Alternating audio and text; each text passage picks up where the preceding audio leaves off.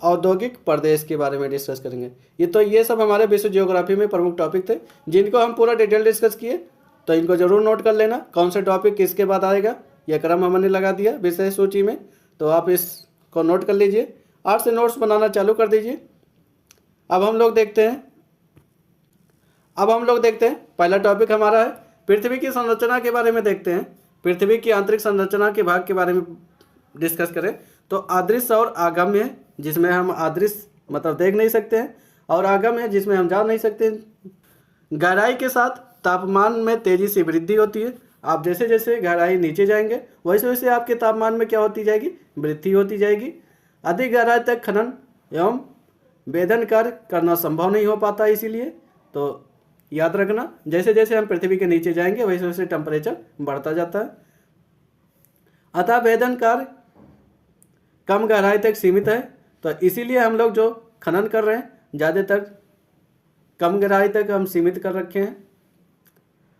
उसके बाद हम बात करेंगे पृथ्वी की आंतरिक संरचना के विषय में जानकारी देने वाले संसाधनों को निम्न वर्गों में बांटा गया। इनको हम देख लेते कौन कौन से वर्ग हैं।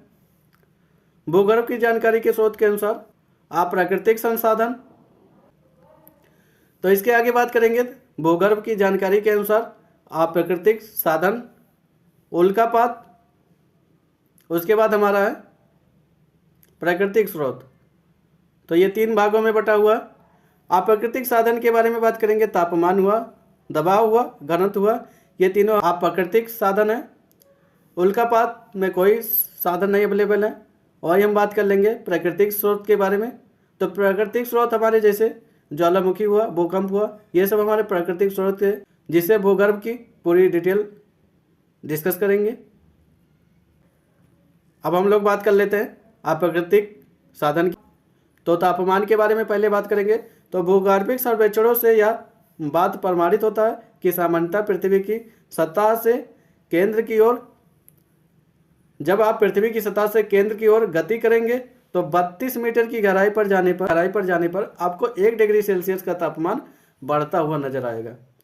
तो याद रखना पृथ्वी की गहराई पर आप जैसे जैसे जाते हैं 32 मीटर की प्रत्येक गहराई पर आप जाने पर 1 डिग्री सेल्सियस आपका तापमान बढ़ता नजर आएगा।